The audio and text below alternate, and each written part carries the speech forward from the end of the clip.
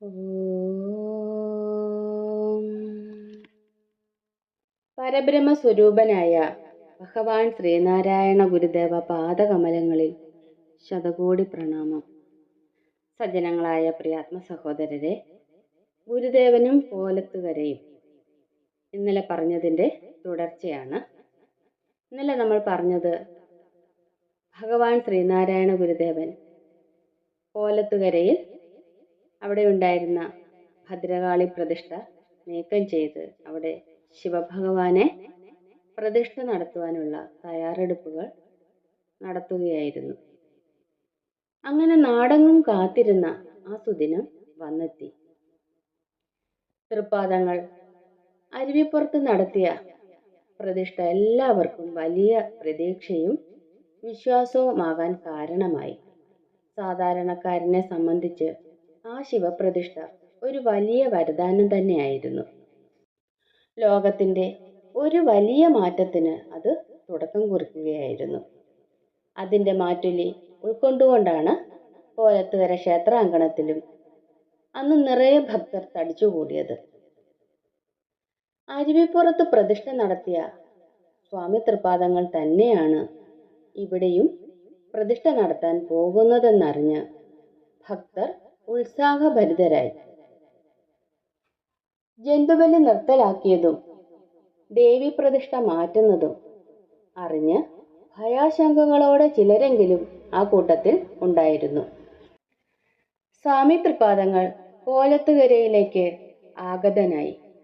മുൻകൂട്ടി ഏർപ്പാട് ചെയ്തതിന് പ്രകാരം തൃപ്പാദങ്ങളാൽ നിയമിതനായ തന്ത്രിമുഖ്യന്റെ നേതൃത്വത്തിൽ പ്രതിഷ്ഠയ്ക്ക് മുൻപ് നടത്തേണ്ട പൂജാതി കാര്യങ്ങൾ ചെയ്തു വരികയായിരുന്നു.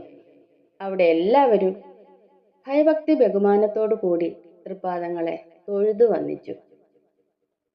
പ്രതിഷ്ഠാ സമയമായപ്പോൾ തൃപ്പാദങ്ങൾ ചുറ്റമ്പലത്തിന് അകത്ത് കയറി തന്ത്രിമുഖ്യനോട് ചോദിച്ചു, പൂജാതി കാര്യങ്ങളെല്ലാം ഭംഗിയായി നടന്നുവോ?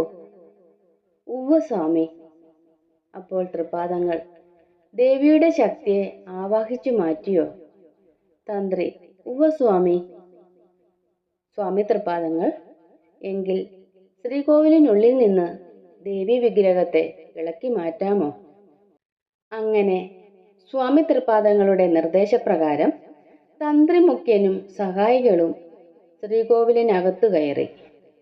അവർ എത്ര ശ്രമിച്ചിട്ടും ദേവി വിഗ്രഹത്തെ ഒന്നനക്കാൻ പോലും സാധിച്ചിരുന്നില്ല. അവരെല്ലാവരും ആരോഗ്യ ദൃഢഗാത്രന്മാരായിരുന്നു. എന്നിട്ടും സാധിച്ചില്ല.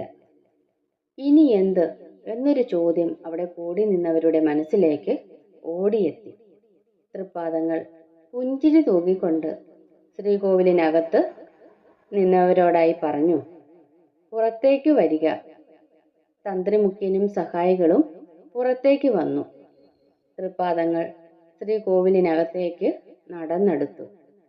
അവിടെ കൂടി നിന്നവരുടെ എല്ലാം ശ്രദ്ധ തൃപ്പാദങ്ങളിലായിരുന്നു. ഭയവും ഭക്തിയും അതിലുപരി സന്തോഷവും നിറഞ്ഞ പ്രത്യേക ഒരു മാനസിക അവസ്ഥയിലായിരുന്നു അവരെല്ലാവരും. അവരെല്ലാവരും മഹാഗുരുവിനെ നോക്കി തൊഴുകൈകളോടെ പ്രാർത്ഥിച്ചു നിന്നു. സ്വാമി തൃപ്പാദങ്ങളിൽ കാണപ്പെട്ട ആത്മചൈതന്യത്തിന്റെ കാന്തി കൊണ്ട് അവിടെ നിന്നവരെല്ലാം ഭക്തിയുടെ ആനന്ദാനുഭൂതിയിലേക്ക് ആഴ്ന്നിറങ്ങിയ നിമിഷങ്ങളായിരുന്നു അത്.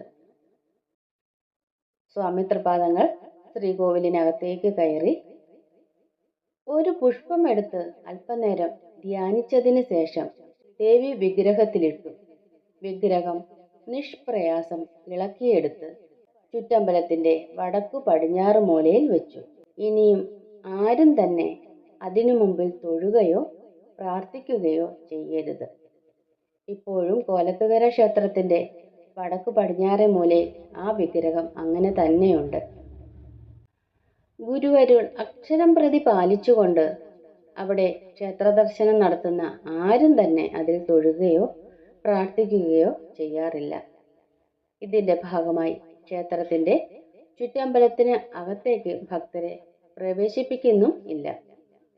ഭദ്രകാളി പ്രതിഷ്ഠ നീക്കം ചെയ്തതിന് ശേഷം സ്വാമി തൃപ്പാദങ്ങൾ ശ്രീകോവിലിന് അകത്ത് കയറി ഭക്തരോട് പഞ്ചാക്ഷരി മന്ത്രം ഉരുവിടാനായി ആവശ്യപ്പെട്ടു. ഓം നമഃശിവായ, ഓം നമഃശിവായ, ഓം നമഃശിവായ. അവിടമാകെ നമഃശിവായ മന്ത്രങ്ങൾ മുഖരിതമായി. ഭക്തർ നമഃശിവായ മന്ത്രം കൂടുതൽ കൂടുതൽ ഉച്ചത്തിൽ ഉരുവിട്ടുകൊണ്ടിരുന്നു. തങ്ങൾ ഏറെ ആരാധിക്കാൻ കൊതിച്ച ശിവഭഗവാനെയാണ് പ്രതിഷ്ഠിക്കാൻ പോകുന്നത്.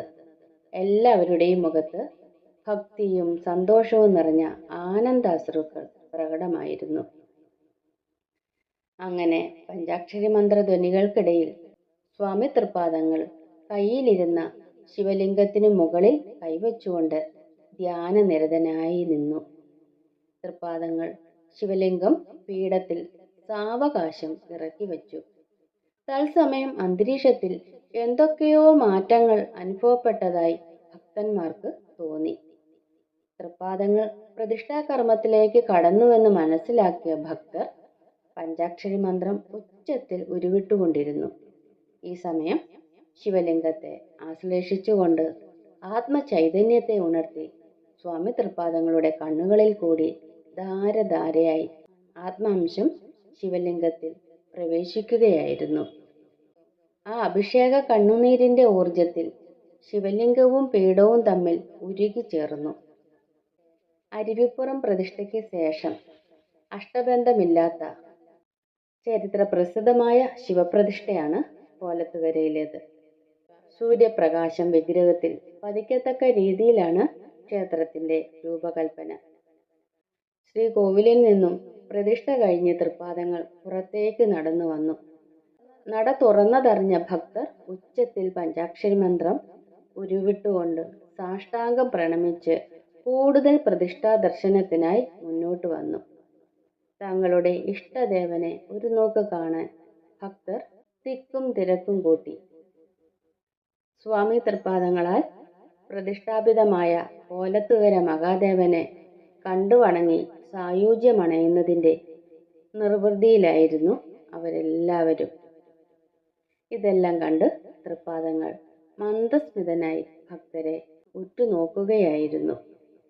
സ്വാമി തൃപ്പാദങ്ങൾ ഭക്തരോടായി അവിടെ ഉയർന്നു പൊങ്ങിയ പഞ്ചാക്ഷരി മന്ത്രധ്വനികൾക്കിടയിലൂടെ ചോദ്യരൂപത്തിൽ ഇങ്ങനെ ചോദിച്ചു. സജ്ജനങ്ങളായ പ്രിയാത്മ സഹോദരരെ, ഇതിന്റെ തുടർച്ച അടുത്ത ദിവസം. ഗുരുവും ശ്രീനാരായണ ധർമ്മം വിജയിക്കട്ടെ. ഓം